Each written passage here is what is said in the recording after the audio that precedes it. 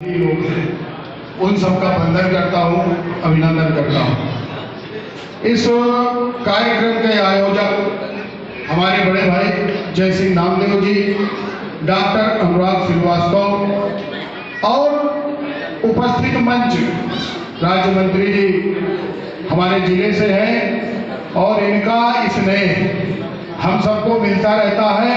मार्गदर्शन हमेशा फोन पर रोज लगभग हो जाता है। समाज की एक पीड़ा है सम्मान की, अधिकार की। इन दो पीड़ाओं को अगर सही ढंग से कहीं भी अच्छे से अगर रखना है तो माननीय मंत्री जी का अच्छा एक प्लेटफार्म है पिछड़ा वर्ग आयोग, जहां कहीं भी हमको नौकरी में, व्यापार में, समाज में अन्याय और अधिकारों का हनन हो रहा हो, हमारे साथ अन्याय हो रहा हो या हमारे अधिकारों का हनन हो रहा हो, तो माननीय राज्य से मंत्री जी उसके लिए समझते हैं।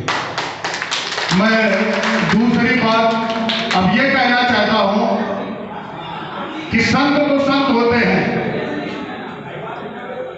नामदेव महाराज महाराष्ट्र में पैदा हुए, शायद 1270, शायद चूंकि महापुरुषों को मुझको बुला दिया आपने, मैंने कुछ तैयारी भी नहीं करी थी कि कुछ उनके विषय में ज्यादा कह सकूं, मगर चूंकि जिन पे आस्था होती है उनके विषय में कुछ न कुछ चीजें तो ऐसी होती हैं जो जहन में पड़ी रहती है। 1270 में पैदा हुए थे, नाथ संप्रदाय का इन्होंने चलन किया था और उस समय भी समाज की जो ताना बाना था वो निश्चित रूप से कुछ ऐसे लोगों के हाथ में था कि जो आपके कार्यों को अनदेखा करते थे और इस समाज को सही दिशा देने वालों को, सही दिशा देने वालों के साथ अन्याय होता था, चाहे महात्मा हो या चाहे कोई भी हो। इनके साथ भी वही हुआ, मगर ईश्वर तो ईश्वर है और ईश्वर सबको समान से देखता है। ईश्वर के यहाँ ना कोई कुछ है ना कोई कुछ है, कोई किसी यहाँ ये तो धरती पे आके डिवाइड कर दिया गया, बंटवारा कर दिया गया कि आप ये हो, आप ये हो, आप ये हो, मगर ईश्वर ने तो सबको बराबर पैदा किया है, सबके बराबर हाथ पैर दिए हैं, सबको आंखें दिया है, सबको सब कुछ दिया है।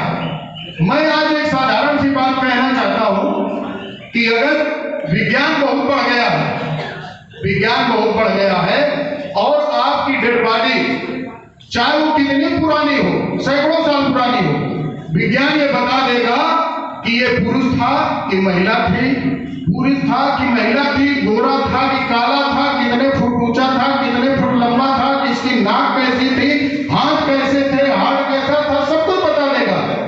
मगर विज्ञान ये नहीं बता पाएगा कि ये बैकवर्ड था, कि समर्थ था, कि दलित था। तो कुल मिला के कहना ये चाहता हूं कि ऐसा कुछ है ही नहीं। ईश्वर ने सबको वही बना के भेजा जिसका उसने बंटवारा किया है। जातियां तो जानवरों में होती है, जातियां तो जानवरों में होती है। ये कौन सी प्रजाति है, 4 पैर वाला है तो जानवर हो गया, इंसानों में कहां से हो गई भाई? हम जो कर्म करने लगे हम उसी से हो गए। हम कुर्मी कुल में पैदा हुए हैं, कृषि से जुड़े थे, कुर्मी हो गए। किसी ने हाथ की तकनीकी का सहारा लिया, वो नामदेव समाज से हो गया। किसी ने फूल की खेती किया, वो सैनी हो गया। किसी के भुजाओं में बल था, अच्छा शरीर था, उसको लड़ना अच्छा लगता था, छत्री हो गया। किसी को पूजा पाठ अच्छी लगती थी, वो ब्राह्मण हो गया। इसी तरह से समाज के तमाम अंगों का निर्माण हुआ। एक माँ की कोख से पैदा हुए पुत्र 4 और चारों ने अलग अलग रास्ते अपनाए, चारों के अलग अलग अपने नाम हो गए, जातियां हो गई। ये सच्चाई है, मगर उसी को लोगों ने तमाम रूप दे दिया, उसी से समाज की पीड़ा पैदा हुई। इस पीड़ा का निवारण है राधे श्याम नामदेव जी। और आपका मंच जो है बहुत अच्छा है। पिछले वर्ष भैया ने हमको बुलाया था यहाँ पर, हमने यहाँ आकर के अपने आप को धन्य किया। इस मंच को या इन लोगों को धन्य नहीं हुआ, मैं स्वयं यहाँ आकर के धन्य हुआ। और आज भी यही बात है। अब व्यस्तता इतनी है कि सुबह लाल बंगला माना साहब के यहाँ कुछ काम था, वहां जाना हुआ, वहां से आके सुबह आकर कपड़े ही चेंज कर पाए कि बेटे का फोन आ गया, बोला कि हम जैसी भैया के बेटे बोले हमने आप हमारे बेटे हो, बस 5 से 3 मिनट में आया। अब उसके बाद हमको मुक्ता नगर साध्वी निरंजन ज्योति जी के यहाँ शादियों का कार्यक्रम है। इसके बाद हमारी जिले में 4 बजे की बैठक है। तो मैं ये कहूंगा कि व्यस्तता बहुत है, आपने शायद हमारी मजबूरी समझी इसलिए हमको नंबर दे दिया पहले, इसलिए आपको धन्यवाद और साधुवाद। और मैं इतना कहूंगा कि कहीं कुछ नहीं है, जो आप कमाओगे खाओगे और सम्मान पाओगे, ये राम राज है सच्चाई का। सही मैं बात बता रहा हूं, सबका साथ, सबका विकास, सबका विश्वास और सबका प्रयास, ये नारा नहीं है। वसुधैव कुटुंबकम की जो सनातन संस्कृति का सोच थी, ये उसी सोच को पंडित करता है। पंडित दीनदयाल उपाध्याय, श्यामा प्रसाद मुखर्जी की सोच थी, अंतिम पायदान में खड़े व्यक्ति को सोच करके उसको ध्यान में रखते हुए योजनाओं को बनाया जाए। सरकारों का ऐसा गठन हो कि जो अंतिम पायदान में जहां पर विकास नहीं पहुंचा है वहां तक विकास पहुंचाया जाए। जो लोग सक्षम हैं उनसे धन लिया जाए टैक्स के रूप में, और जिन लोगों को जरूरत है वहां पहुंचाया जाए। हमारे माननीय मोदी जी ने सबसे पहले अगर शुरुआत करी तो गरीबों की चिंता किया, जनधन खाता खुलवाने का काम किया। चूंकि सरकारों का ऐसा मानना था कि अगर पैसा ऊपर से 1 रुपया भेजा जाता है तो 20 पैसा ही मिलता है, तो आपको 1 रुपया का 1 रुपया मिले, इससे खाता खुलवाने का काम हमारी सरकार ने सबसे पहले किया। दूसरे नंबर पर अगर काम करने का काम किया तो उन बस्तियों और बेघर लोगों के विषय में काम करने का काम किया, जिनको घर की जरूरत थी उनको घर देने का बिना भेदभाव के काम किया। तीसरे नंबर में शौचालयों की बहुत बड़ी समस्या थी। गांव में माताएं बहनें सड़क के किनारे बैठती थी, समय का ध्यान रखती थी कि जब सूर्यास्त हो जाए तब हम घर से निकले, तब हम जाकर के शौच के लिए जाए। जंगल में जाने पर जंगली जीवों का डर रहता था। ऐसे में प्रधानमंत्री ने कहा कि जहां शौच शुरू होती है वही शौचालय। लोगों ने अवहेलना किया कि सारा शिक्षा दीक्षा छोड़ करके प्रधानमंत्री लाल किले की प्राचीर से क्या घोषणा कर रहा है, शौचालय। लोगों ने बड़ी आलोचना किया, मगर आज उसका परिणाम यह हुआ कि स्वच्छ भारत के मिशन में पहला कदम वही शौचालय चालित हुआ। स्वच्छता होगी तो बीमारी से बचेंगे। इसके बाद पंडित दीनदयाल उपाध्याय ग्रामीण उज्ज्वला योजना के अंतर्गत गैस का वितरण घर घर देना, और इसके बाद विद्युत कनेक्शन, तमाम ऐसे काम किए गए जो संतों की परंपरा का निर्वहन करते हैं और अंतिम पायदान में बैठे हुए व्यक्ति की भावनाओं की कदर करते हुए उनको सम्मान देने का, उनको इस सामाजिक जीवन से जोड़ने का कार्य करते हैं।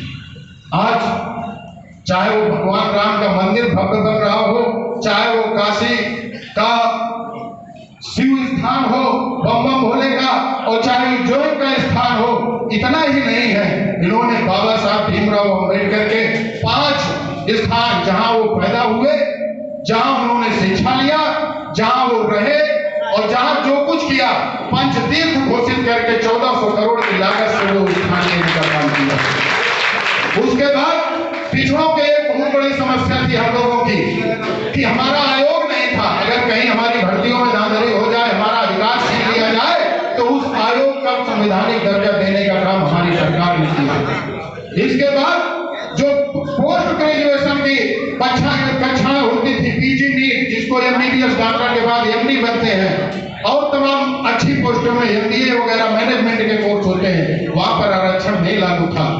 वहां पर आरक्षण लागू करने का काम अगर किसी ने किया तो नरेंद्र मोदी की सरकार और भारतीय जनता पार्टी की सरकार ने काम किया। तो ऐसे बहुत सारे काम हैं जो हमारी सरकार ने किया है, जो गरीब बेसहारों के लिए किया है, कोई संविधान से हट के नहीं किया है। धर्म के क्षेत्र में हो, चाहे सीमाओं की सुरक्षा हो, चाहे पड़ोसियों से संबंध हो, चाहे अंतरराष्ट्रीय सीमांकन हो, सब जगह काम हुआ है और आगे भी इसी तरह होता रहे। बाबा जी तो बाबा जी हैं, उनके विषय में क्या कहना। उत्तर प्रदेश की सरकार में तो पूरी दुनिया को मान रही है इनके शासन प्रणाली की। बड़े बड़े धुरंधर, चाहे वो जिस समाज से बिलोंग करता हो, सबकी हालत बदली।